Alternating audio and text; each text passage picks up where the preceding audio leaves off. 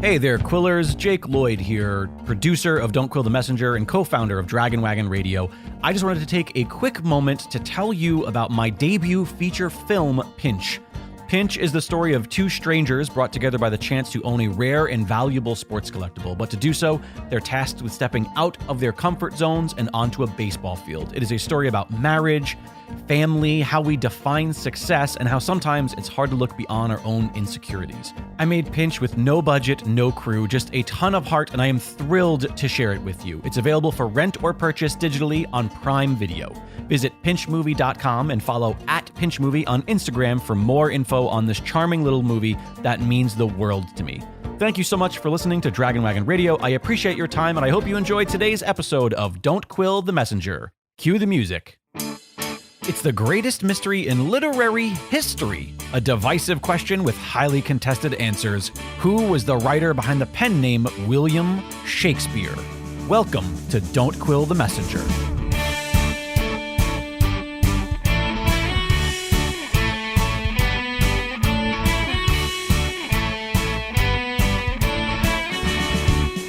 Here's your host, Stephen Sable. Welcome back, Quillers, to another episode of Don't Quill the Messenger. We're glad to have you back for this episode where we're going to talk about a very intriguing book called Shakespeare Suppressed, written by Katherine Chiljan.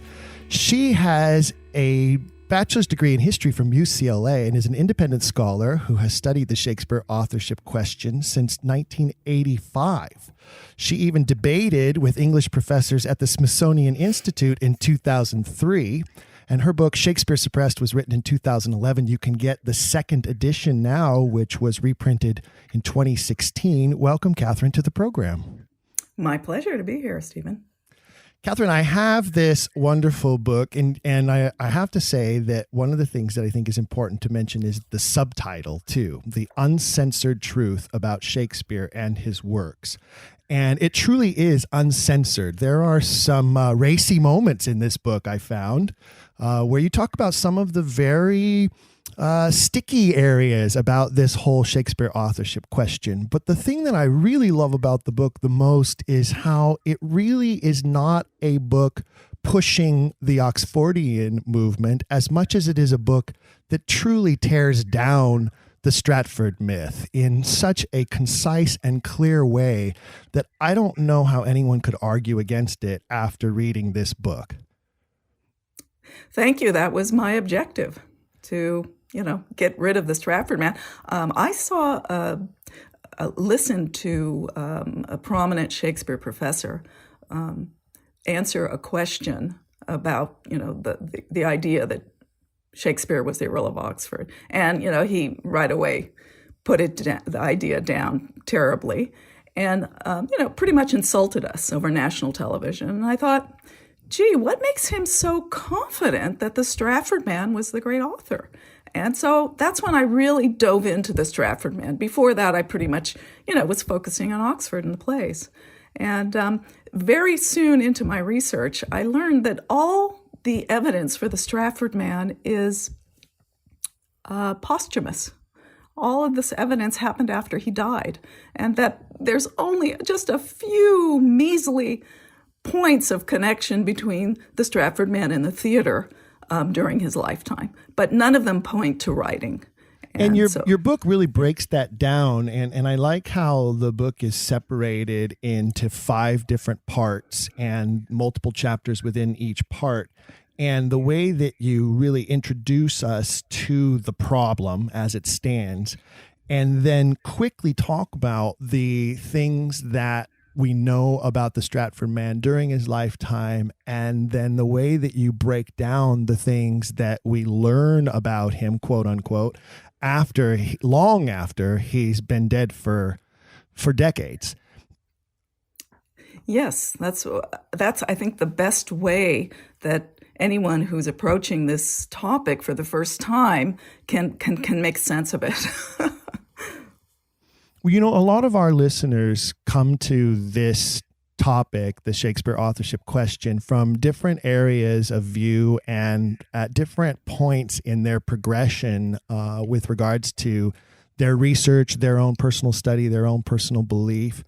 And we commonly tell them which books that we think that they should probably get into next. Some of the books from some of the scholars of the Shakespeare Oxford Fellowship can be very dense and very specific to an area of study with regards to the SAQ. And this book is now going to be one that I will continuously recommend to those who really want to get an understanding of the problem before delving into the answers and the solutions. Although you do provide quite a number of wonderful answers and solutions to the problem throughout the book. But I love the way that you lay the problem out in such clear terms. And I really enjoy the fact that it's basically a challenge to, as you put, the Shakespeare professor, to answer these questions and to come up with something that's tangible and true that they can truly stand on. And it just demonstrates how they can't, how they just absolutely cannot. Yes, that's the reason, why I wrote the book is, I read Charlton Ogbur's book in 85, when it came, or it came out in 84. I read it in 85. And I still had a lot of unanswered questions about, connecting all the dots and why he didn't get credit so long after his death, and other things that I wish I knew then that I knew now.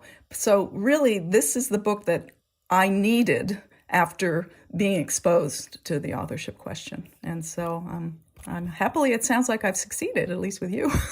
Have you had any English professors read the book and come back with any response? Do you know if any of them have ever picked it up? What has been like sort of the campaign to get the book into the hands of those Stratford mythologists who truly need to read this book? Well, I do shows like yours where I, ask the listener to, look at the book or challenge the Shakespeare professor. Otherwise, there's no real organized campaign, other than what the fellowship is doing. What sort of response have you had since the book came out in 2011? Well, from our people, a great response, and the late Daniel Wright, gave me a Distinguished Scholarship Award, which I was very proud to receive.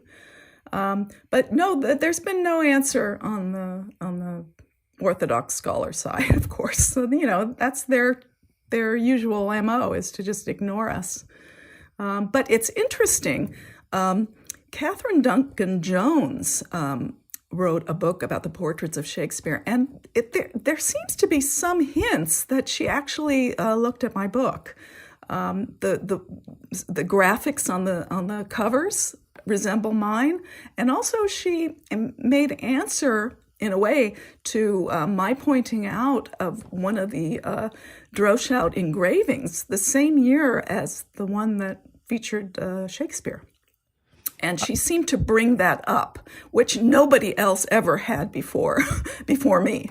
So it's very possible that she looked at my book, but of course I was not mentioned. I do want to get into that at some point today in our discussion, but before we get into that part of it, because I kind of want to go through some of my favorite chapters as I went through the book and found the parts that really resonated with me. And long before we get to discussion about the Droeshout engraving and the images that you include in the book, and that's something that I found very intriguing and supportive of your argument, is that you do include these magnificent images in the book, which is not common for a Shakespeare authorship book. And I was glad to see that, because I think, we're a visual society. Ironically, here we are doing a podcast that's all about auditory experience, but we are a visual society, and there are these wonderfully compelling images that you include that I think help support the argument of the book exceptionally well. But before we get into that, I really want to talk about Chapter 3, because Chapter 3 says, the title is Shakespeare Problems the Professor Still Cannot Solve. And I found that chapter particularly entertaining because it really is like cannon shots right across their bow when it comes to the orthodoxy of the Stratford man. Yes, that's what was trying to do. Yeah, especially the dating. That's really one of the things that really got me involved from the beginning, raising questions. At UCLA, I was reading Hamlet. I was reading it on my own, and I noticed a list of all the dates of the Shakespeare plays. They gave a master list, but after every play, it had a question mark after the date. I thought, gee, it's been 400 years and they still haven't figured out when Hamlet was written. So, I find that very odd that they still don't know. And obviously the reason is because they're working from a bad model. They're working from the Stratford man's model of 1564 to 1616. When the plays could be written. And they even have just a very tight schedule, really, from about 1590 to 1613, to fit about 40 plays. It just doesn't work with that tight time frame. I love how you also point out in that chapter, you do a comparison between what the output of the Stratford man would have had to have been in order to fit all those plays into that very small time frame in comparison to the number of plays that were being produced by other writers such as Christopher Marlowe, who in that same period of time only produced about a third of the titles they would have us believe that the man from Stratford was able to produce. Yes, and his plays are not even, in my opinion, not of the similar quality. Not nearly high as quality. good. No, Yes. not nearly as good.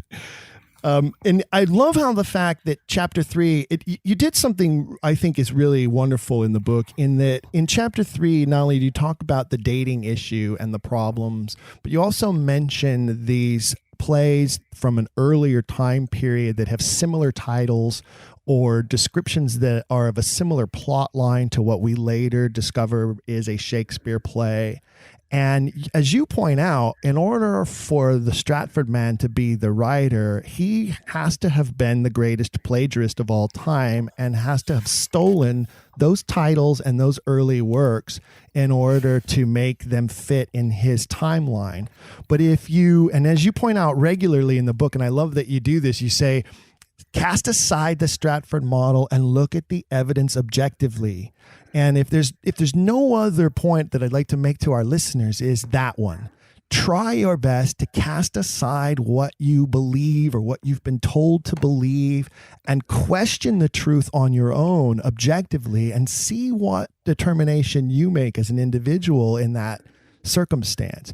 And you point out very clearly that there are so many references to Shakespeare's works that happen prior to the Stratford man even being a blip on the radar. Yes. And you use about a dozen in chapter 3 that all are based on Hamlet.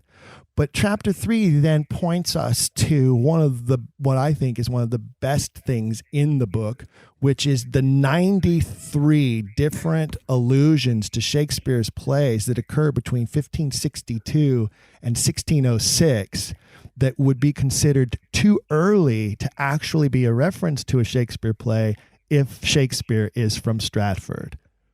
Yes, and I've continued compiling those, and now I have over 700. So it just keeps going up and up and up. And I've also done it for the sonnets too, which I think that this type of data is going to be very useful in really nailing down the actual composition dates of the plays. I absolutely agree, and I believe that Appendix A of this book is one of the most important pieces of the document with regards to coming to the answer to this problem. I was so glad to find that in the book and to go through that And just, and I've been doing this for a while, not as long as you, but I've been doing this for a while. And the things I learned, so many new aspects of this that I learned, and so many references made by so many very important people who are talking about these plays, this writer, these characters in their letters and in their other writings so much earlier than could possibly be true if the writer was the Stratford man. Yes, and again, these need to be generally known and challenged to the professors. Like, hey, what are these people saying? Like, for example, Davies of Hereford, calling Shakespeare our English Terence, and putting a hyphen between Shake and Spear. I mean, Terence during that period in Renaissance times was believed to be a front for two noblemen writers who wrote plays. So here he's outwardly telling us that Shakespeare was a pen name. There's others like that, referring to the great author, telling them don't make public my name, don't openly praise me. That's, I think, chapter 15. It's all these contemporary allusions. They never, in some cases, even mention Shakespeare's name, but it's implicit, it's implied. And we need to examine these. Some of these they don't even cover in standard Shakespeare biographies. It's, those are about, a good deal of speculation rather than the fact. I think one of the things that it does is it gives us a great deal of ammunition to use against one of the common arguments that Stratfordians tend to throw at us, Oxfordians, which is that, how could this grand conspiracy be upheld through all these people and nobody know about it? And what you point out so clearly is 93 instances where people implied that they did know about it, that it was common knowledge, but that they also understood the reason why it couldn't be outwardly public. Yes, and it's first of all, the reason why a pen name was used is because the person was highly ranked, and during this period, that was considered involvement in poetry and playwriting was considered déclassé or frivolous. Let's say frivolous. It was not something that somebody of rank and with a great name should be involved in. So he didn't want his contemporary authors to give it away. It was personal. He did not want it. But after his death, it would have been okay. But unfortunately, that's where the great mystery comes in. And I want to talk about that. Yeah. I definitely want to talk about that because you and I think, are on the exact same page, much to the chagrin of some of our fellows who don't subscribe to the same camp as we do. But I want to get to that, but I don't want to jump too far ahead of some of my other notes that I made here. Sure. But yes, I agree that that's a huge part of the mystery, and I think that it's the linchpin, but we'll tease the audience right now we'll get to that. Stay tuned. One of the things that I did want to talk about before that, however, is the fact that you point out these other players at the time, these other writers at the time who did not have to hide behind a pen name and who didn't have to conceal their identity. And they tend to be some of the people who are hinting at those who do have to hide their names and those who do have to conceal their identity. And one of the things that you also point out is that in our man's particular case, he didn't just dabble into playwriting and the players and sponsor a company of actors, but more than likely he actually was getting up on the stage with them. And that would have been scandalous, wouldn't it? Yes. And he even says so in Sonnet, I think 110, that he made himself a motley to the view. So that implies public. It's on record that our man, the Earl of Oxford, did perform before the Queen in 1579. So he was definitely involved with the court entertainment. But to do that on the public stage, that really would have been bad, as you say, very déclassé. I think the Shakespeare plays were originally written for Queen Elizabeth and performed before her in her court, not before the public. I think that happened a bit later. I absolutely agree. And I think that's why we have so many early allusions to some titles that maybe changed or got converted along the way. Yeah, well, my favorite is The History of Error in 1577. How could that not be the Comedy of Errors by Shakespeare? Only because the Stratford man was 13 years old or 14 years old at the time. So it couldn't possibly have been Shakespeare's Comedy of Errors. So, that circular reasoning is really fatal. They've got to get over it. You point out very clearly that in order for them to try to date any plays, they have to work backwards. They have to go from date of death and work backwards and go then through date of publication or stationer's register. Whereas what we're doing, and you having a degree in history, what we're doing is we're starting at the beginning. Begin at the beginning and work your way forward through the history of this man, and you'll better understand him and how it all came to light and how it all played out. Yes, and these early allusions are certainly great clues, and I'm gonna publish them and give what I believe is the true chronological list of the plays at some point. There have been several publications about the dating of the plays, and there has been a lot of speculation and theory about these lost titles or these titles that are so similar. And one of the arguments that I've made as a theater artist and somebody who has written a couple of plays in my lifetime and produced them is that there is always a workshop process in this art. Even today, on today's Broadway stages, brand new musicals change and adapt, and songs are added or taken away. The book is enhanced or cut down because it's too long. They do preview performances, workshop performances before they get to what becomes the final product that then goes on tour and everybody in the nation gets to see. That's always been the process. That's the writer's process for anything, whether you're a novelist, you're a poet, you're a playwright. Everyone has a first draft and a second draft and sometimes a 10th draft. This book I'm holding right here is your second edition because you improved it. You cleaned it a little. You found some things that, I let that one go through. I want to fix that, or I want to enhance this chapter a little further. Yes. That's the artist's process. And to believe that this man, as genius as he was, did not have to use that process is to believe in unicorns. It would be unheard of. Yes, he's a genius, but he still has to work through his genius to get to the final copy. Yeah. Well, proof of that is in Ramon Jimenez's book, The Shakespeare's Apprenticeship, where all these early editions, like of King Lear and the Henry plays, he read these first editions and then later he rewrote them new and improved. And I think that the great author may have even started with masks, like maybe perhaps Romeo and Juliet, which I think the very initial version was when maybe he was 12 years old.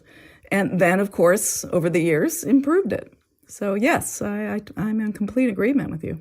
That's one of the first allusions that you point to in the appendix is Romeo and Juliet and the Romeus and Julieta connection.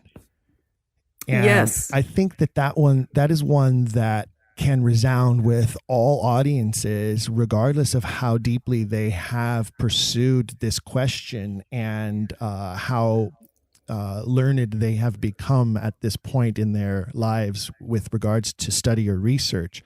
I think it's a really easy one to connect to, and I think that it's a great place to start. Yes, there are a lot of parallel lines or word clusters between Romeus and Juliet and Shakespeare's Romeo and Juliet. But there are also a few phrases to other Shakespeare plays, too. So some people think that the great author took from Arthur Brooke, the author of Romeus. But I think it was the other way around. And even in his letter to the reader, Arthur Brooke said that he had seen a stage production of Romeo and Juliet just recently, and that inspired his work. So that means there was a Romeo and Juliet in play form at that time. So if you follow the Stratford mythology, their guy took all these works from other people, stole them, and quote unquote improved them. But if you follow the Oxfordian methodology, what you find is all of these works were the progression of a true artist as he grew as a writer, as a director, because I believe that he directed many of the stage productions that were first presented for the Queen and the court. Just like Hamlet. Yes, absolutely, just like Hamlet. And as an actor himself as well, also just like Hamlet. Yes. Yes, I agree. So one of the things I want to do now is I want to jump forward because you mentioned chapter 15, and it is indeed one of my favorite chapters. In fact, part 4, I think, is some of the best part of the book. And chapters 13 through 17 are just so enlightening and so incredible to read. Especially as you get into some of the reasons why. Why did it turn out the way that it did? Why was it still scandalous to attach the true author's name to the works even after all the parties were dead? Not all the parties, but Shakespeare and Oxford were both dead. And I think that it touches on one of the keys to the entire mystery. And I am solidly in the camp that it all revolves around the Earl of Southampton. Yes, and I think that 1609, the publishing of the sonnets, which were 75% about the Earl of Southampton, I think the publication of that book really triggered the Great Crisis and the need to cover up the true identity of the great author forever. And I think it's because the sonnets reveal so much about him, who he was, that he was a nobleman, and that the Earl of Southampton may have been his child by Queen Elizabeth, because we do have some references in there to that effect. So I think that Southampton was not being preferred at court after Queen Elizabeth died and James was on the throne. And I think that he was a little nervous about Southampton possibly being nominated or, having a coup against him in favor of Southampton, which may have been what was behind the Essex Rebellion. So I think that's why it became hot property, the sonnets. Absolutely. And it's very similar. And one of the things that I love about what you do here in this book is you follow the same methodology in a way. You say to the reader, if you set aside this Stratford story and look at the details and the facts and the data available objectively, you're going to come to a different conclusion. And if you do that type of analysis that is not hampered by what you think you know, then you will be enlightened to what is really there. And then with the Southampton thing, you do basically the same thing. You say, if you take the premise that he was an illegitimate son of Queen Elizabeth, everything else makes sense moving forward. The Essex Rebellion makes so much more sense if Southampton is truly the bastard son of Elizabeth. The sonnets and their whole reason for being makes so much sense if Southampton is De Vere's true son.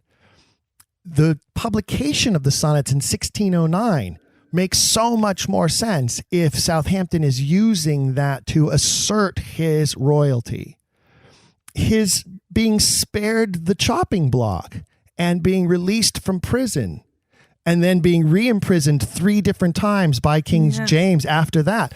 All of that makes sense if he is truly a cousin of the king and therefore needs to be preserved because his blood is royal, but also is a threat because his blood is royal. It really demonstrates the struggle that James had to go through with regards to how to deal with this headstrong, brash young man who had royal blood coursing through his veins, but is also his father's son to a T.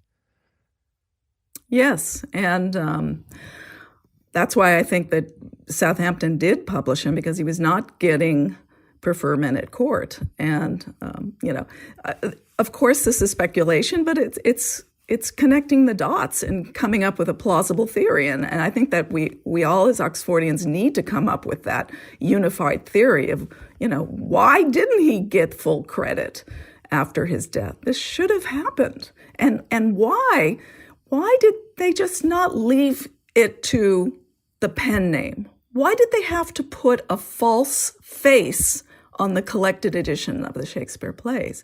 That, to me, is the great tragedy for the Earl of Oxford. I think that eventually the world would have figured out that the name was a pen name and read the works and figured out who it was. But by putting a false face and hinting that the author came from Stratford-on-Avon, which was only a hint, it changed history forever.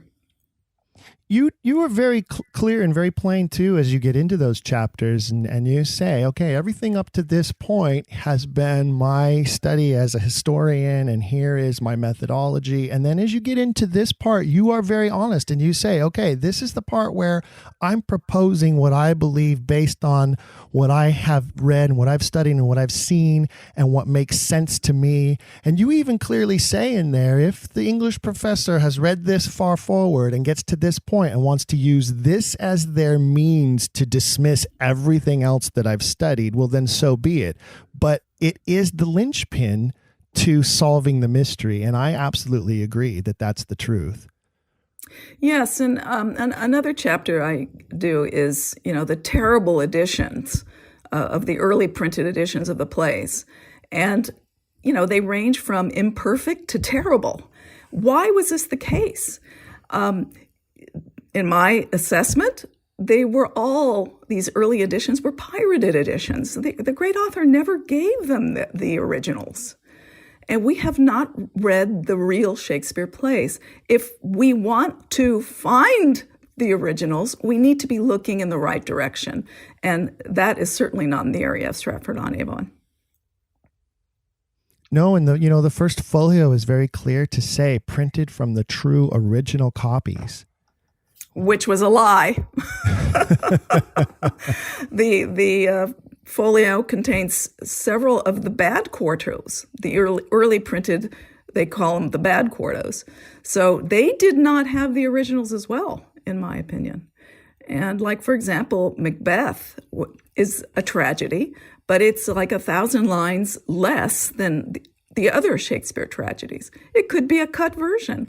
We don't know. And there's so many disparities between the early edition text, the first quartos, the second quarto differs from the first quarto differs from the folio edition. There's all these different texts going on. This would not be the case if they had the originals. And this is a point that we should emphasize to the other side. We should call them out on this, that why were they in this terrible state? They need to answer. Who would have allowed that to happen, and under what circumstances would they have allowed that to happen? Exactly. And, it's not only that. I mean, it not only tells you that the great author was not giving the originals to publishers for a certain reason, but the ones that did get printed, they were tried to be stopped by, in my opinion, my assessment, it was the great author trying to stop it. Like you have plays in the Stationer's Register, those books still survive, and some Shakespeare plays were registered but never saw print. in some instances, specific Shakespeare plays were, quote unquote, stayed. They were not allowed. We have, like, for example, Romeo and Juliet. John Danter's press was seized and defaced, and his printing career was over at that point. And we have other directives that a certain Shakespeare play could not be printed unless you had the approval of the Lord Chamberlain. I mean, this is very high up. Who is behind this? And this really, again, works in our favor because it had to have been somebody who was highly ranked, who, for personal reasons, because of his rank, did not want his works published in his lifetime. Well, it's also quite possible. I've always been a proponent of the fact that, and as you say, many of the plays were written originally for Elizabeth and her court. And I believe that to be deeper than most people want to realize. I believe that many of the plays include messages directly to her as the sovereign of the nation. I believe that in many cases, the great author is trying to persuade her to action in certain cases or inaction in other cases by the stories he's telling and the characters he's portraying and the messages he's sending. And I believe that he knew she was intelligent enough to understand those messages. I don't know that he wanted the public to see him trying to coerce the queen in that way, nor would he believe that the queen would want the public to see him trying to coerce her in that way. And I think that has something to do with the motivation of not wanting these plays initially to be for the public. I think that also explains why the £1,000 annuity comes about when it does, because she realizes, you're so good at persuading me, I need you to go out now and persuade the populace. And I'm going to pay you to do it.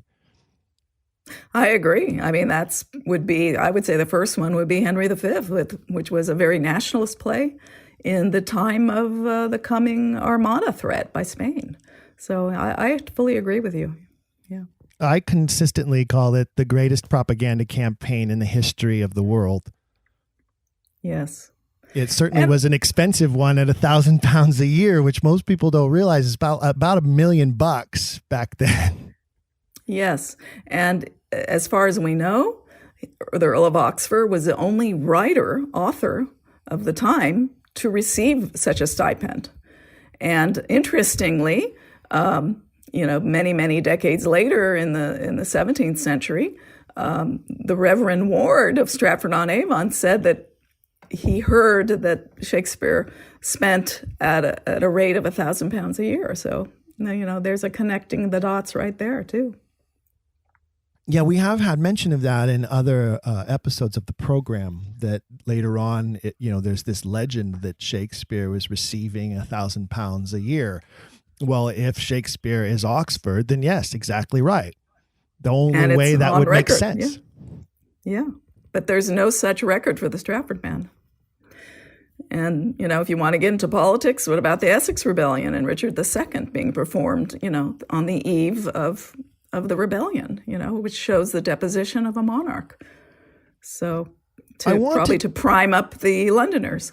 Let's delve a little bit deeper into this Shakespeare Southampton connection, because Southampton is, up until the first folio, the only nobleman connected to the works of Shakespeare publicly, in that Venus and Adonis and The Rape of Lucrece are both dedicated to him.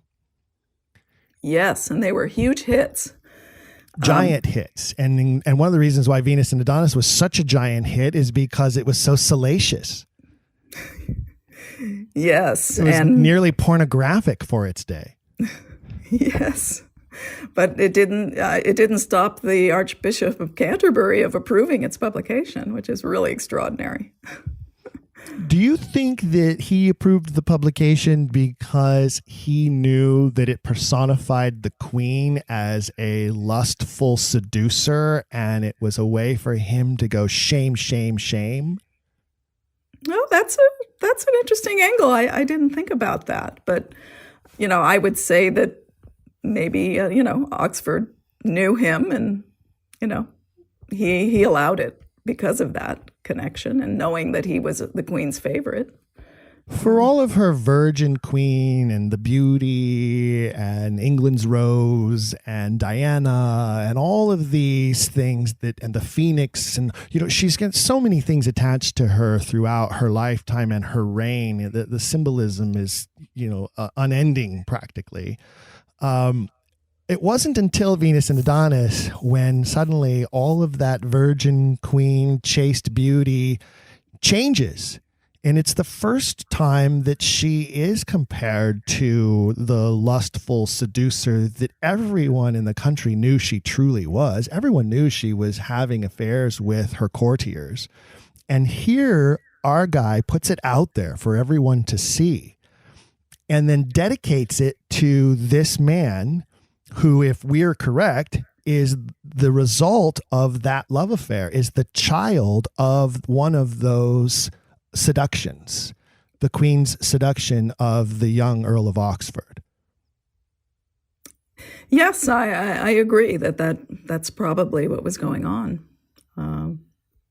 But I think that he was also dedicating it to Southampton because it probably was an early work and already probably circulated among many people, and probably it was a very praised work. So I think that, in 1593, Southampton was a sterling, glittering young courtier at the Queen's court. And I think that by dedicating this work to him by the great author William Shakespeare, I think that it was for his prestige, his personal prestige. And the same with the year following with Rape of Lucrece, dedicated to him.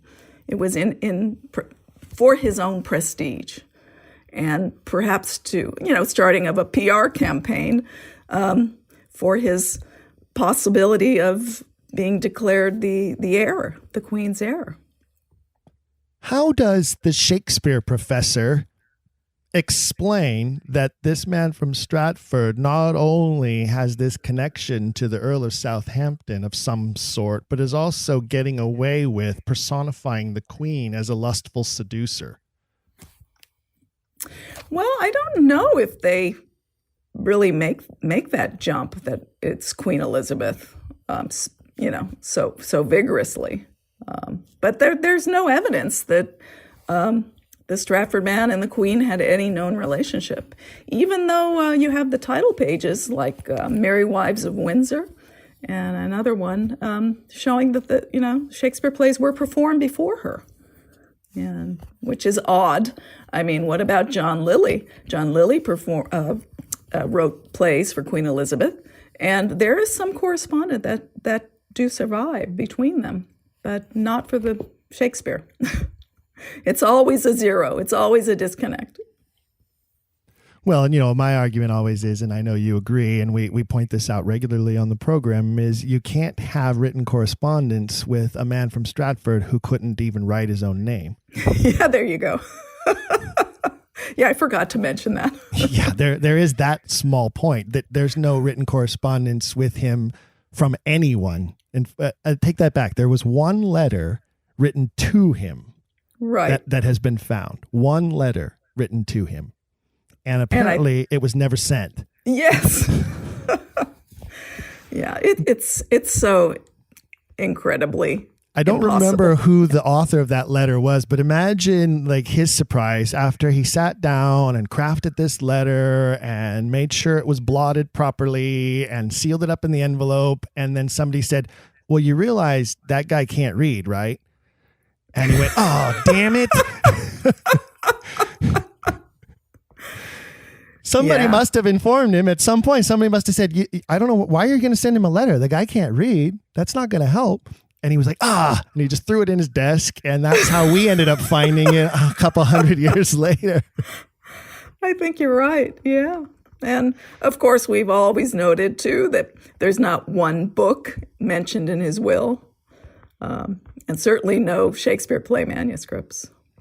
Let's talk a little deeper, because this is something that you touch on that most writers, at least the books in my library on the subject, don't express as clearly as I think you do the two sides of the argument with regards to the author's true connection to the Earl of Southampton. You point out very clearly, and we've had other guests, including Hank Whittemore, who also agrees that it's pretty clear that it's a father-son relationship. But there are those out there who believe that it's not a father-son relationship, that it's a physical love relationship based on a homosexual attraction. And you make no bones about pointing out why you believe that just cannot be the case. Can you talk about that a little more? Yeah, I devote a couple pages to that, in my opinion. I think a really strong point is that in the sonnets, he says that that the Dark Lady makes him sin. His love is his sin, and yet that term sin is never applied to the fair youth, Southampton. So to me, I mean, how can he sin with a woman who's not his wife, okay, but not be sinning in the homosexual sense, which was, during this period, a great sin, biblical, I believe biblical too. So I think that tells us a little bit, to put down that theory. I mean, I can't say 100%. I mean, none of us were there.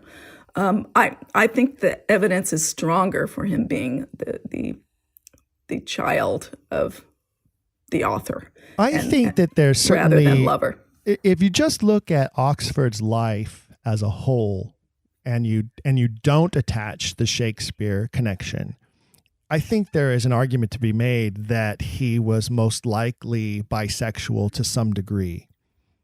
The guy was such a playboy and such a frivolous pursuer of all experience. He was one of the true hedonists of the history of the world. Overindulgence was his mantra. It seems to me, in all ways. He spent himself blind and experienced all kinds of sin, as it were.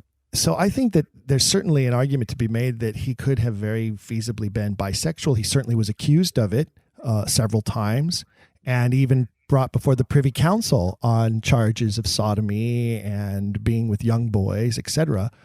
But I just don't see that language in the sonnets. I don't see that connection. And you're the first person that I have seen in and read that resounded with me to point out that the author clearly does consider adultery to be sinful.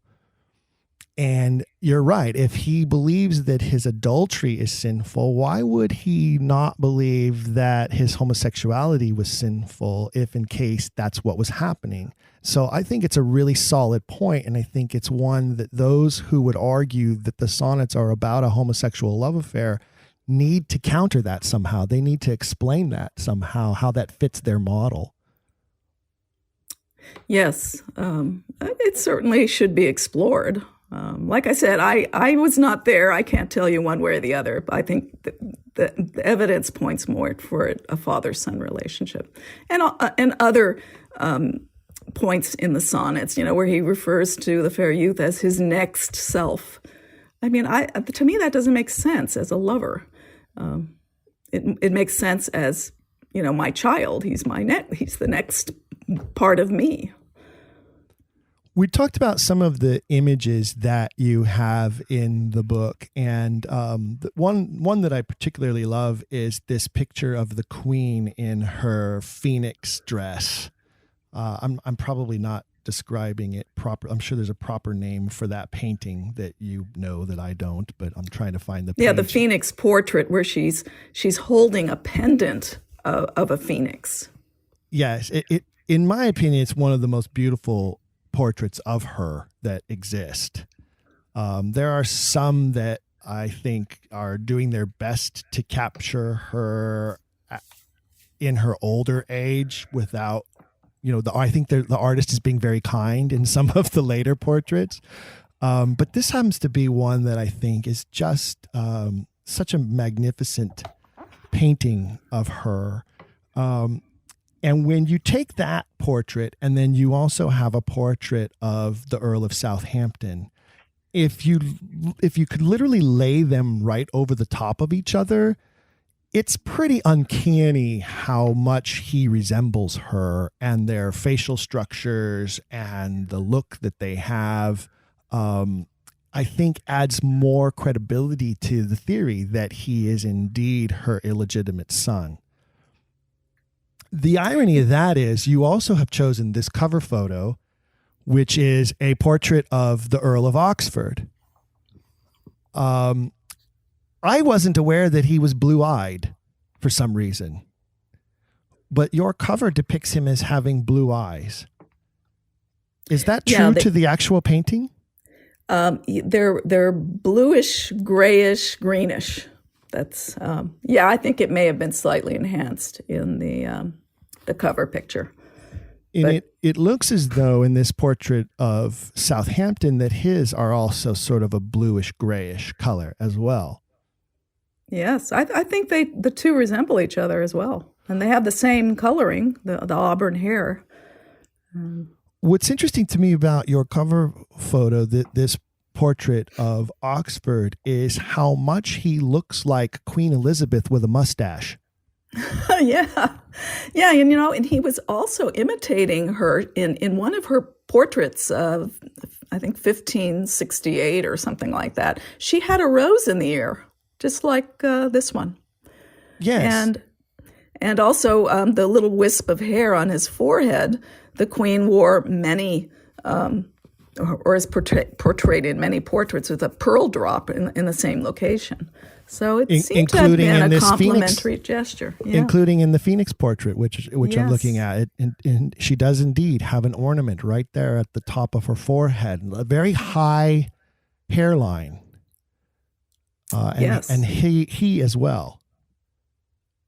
Yes, and it's on record that Queen Elizabeth gave him a hat of the same description as what the sitter wears in this picture, with pearl and gold buttons. And this was in July of 1581. It was just after he had been released from the Tower. So I think that he would want to be portrayed wearing that hat. And also he was probably signifying his freedom, commemorating it. And perhaps the small red rose behind his left ear is sort of a nod to his loyalty to her.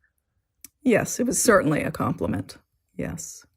Despite what he had just gone through. Right. Well, when she has the power of life and death in her hand, you better make nice. Yeah, exactly. It's something that I try to point out to people when I have this discussion with them to any length whatsoever, when they talk about, well, how could this have happened? And how could that have happened? And why didn't this happen? And why didn't that happen? Is I point out to people that we don't truly understand how dangerous the times were. We in today's day and age, we can point to despotic rulers throughout modern history and the horrors and the atrocities that they have inflicted upon different people in the world.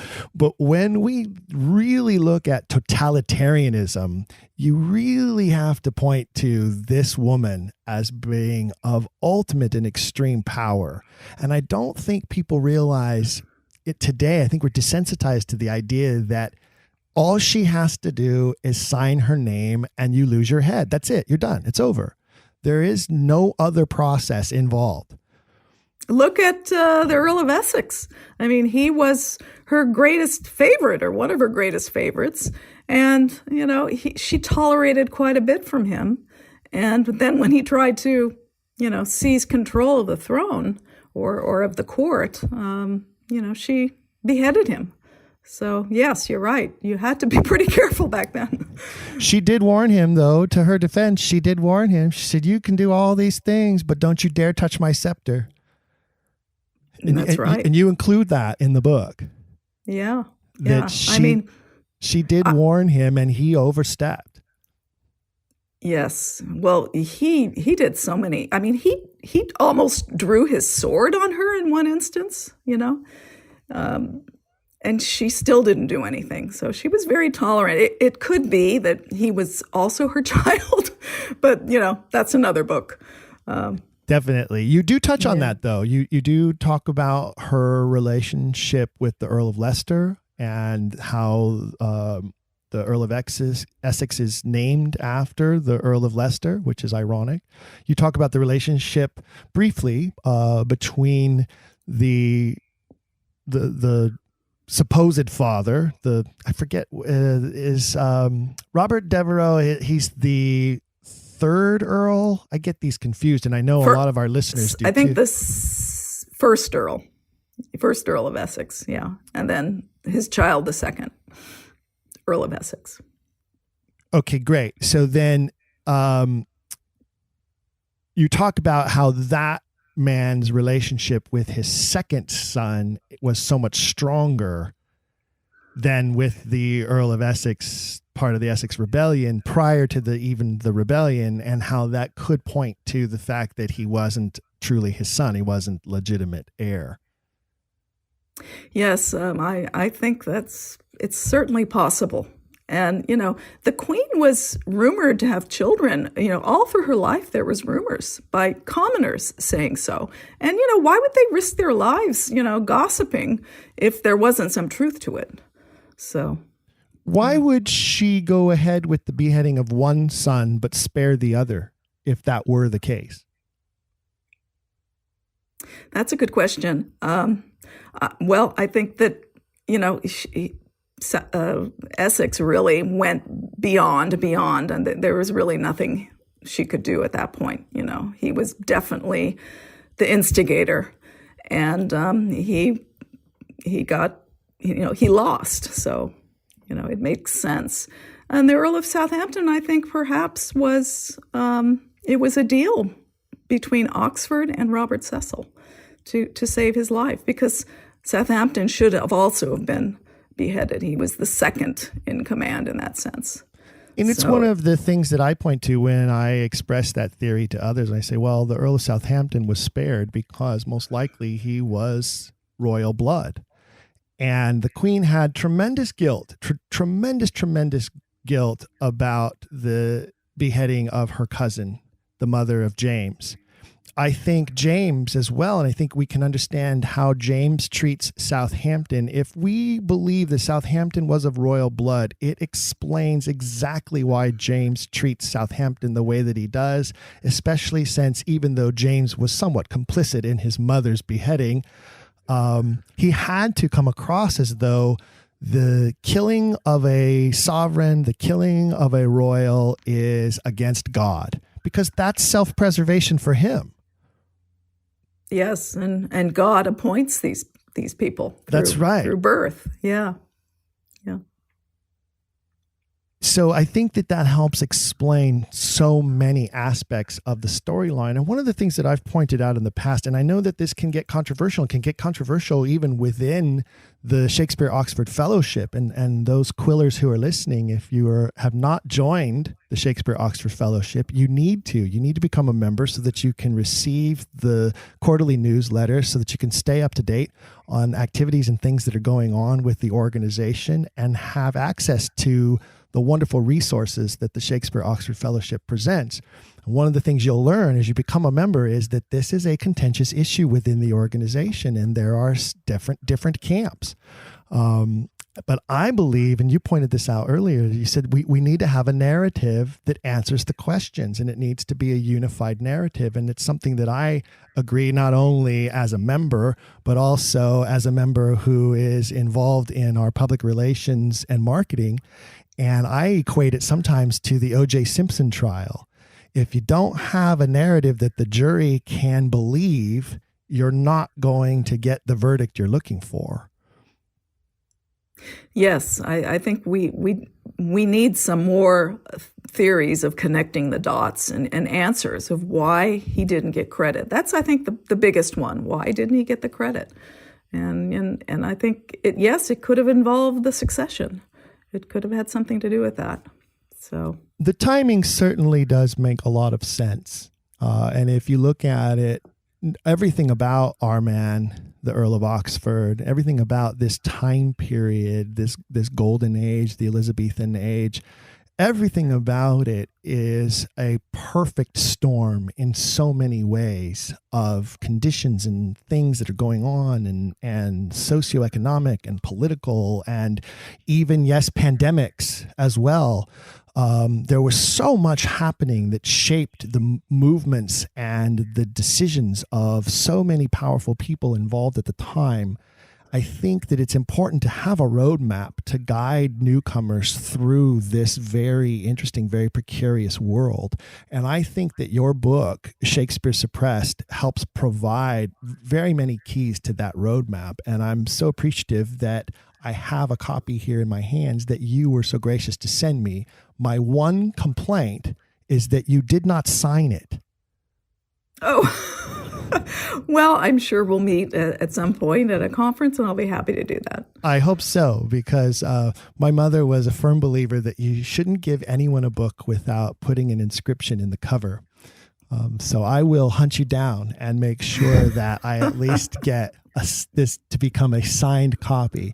And I encourage our audience, go out, find it. It's Katherine Chiljan, Shakespeare Suppressed. I'm sure it's available through Amazon and others. Katherine, how can listeners find it? Yeah, through Amazon, and also you can get information on my website, shakespearesuppressed.com. If you want to mail me a check, you can, contact me and we'll arrange that. Fantastic. So shakespearesuppressed.com, I'm sure there's some other resources there as well, in addition to being able to find the book. Yes. And also, what I encourage listeners to do, if they don't want to, pay for the book, just ask your public library to order it. You just give them the ISBN number and they'll order it. And, it's pretty much a history book with 600 footnotes. So I think they would be amenable, and they can get it through regular distribution channels. It's a magnificent work, and I look forward to perusing it thoroughly and further. One of the things I always like to ask people when I have a conversation with them of this nature is, tell me what I don't know.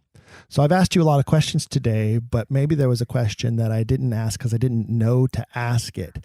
And that gives you also the opportunity to have the last word today, Katherine.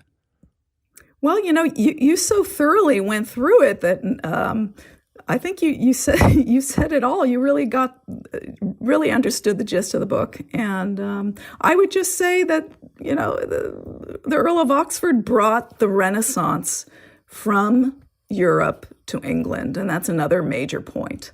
And also, we speak his words today, whether we know it or not. Like to be or not to be, or foregone conclusion, or cold comfort. There's so many phrases that he invented. He's such an important person, and he certainly deserves our attention, and the real author deserves full credit for his works. Amen to that. Well, we definitely risked going from the frying pan into the fire. That's another one of his. With today's conversation, I hope I don't get too much hate mail from those Oxfordians who don't believe in the Southampton Prince Tudor theory. But please do send us your email, send us your comments, let us know future episodes you'd like to hear here on the podcast. We always want to receive your feedback, and we've even done a few episodes where we just focus on the feedback we've received. You can reach us right through the podcast website. Remember, we are a member of Dragon Wagon Radio. So you can go to dragonwagonradio.com and not only find all of the episodes of this podcast, but several of their other programs, which might be of interest to you as well if you're a podcast listener. Please visit the shop and get your Drag On swag on. You can find plenty of Don't Quill the Messenger items there, which helps support the program and create a wonderful topic of conversation once you are able to get out and about and socialize again. I know when I wear my Don't Quill the Messenger t-shirt, people ask me all the time, what is that? What's going on with that? And it's a great segue for me to talk their ear off and become, as our favorite guest, Dr. Earl Showerman would say, an Obnoxfordian.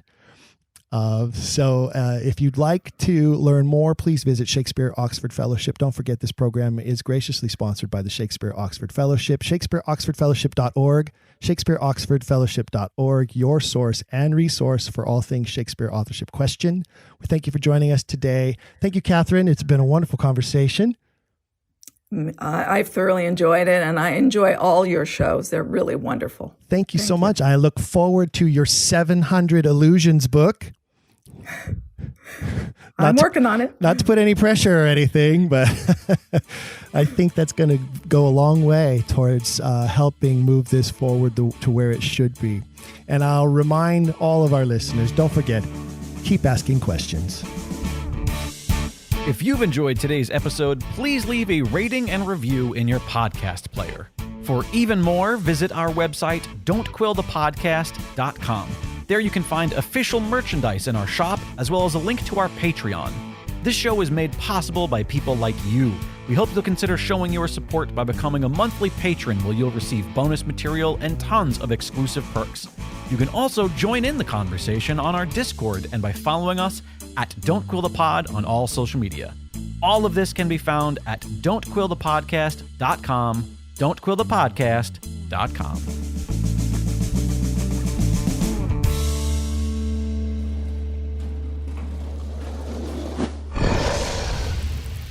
It's Dragon Wagon.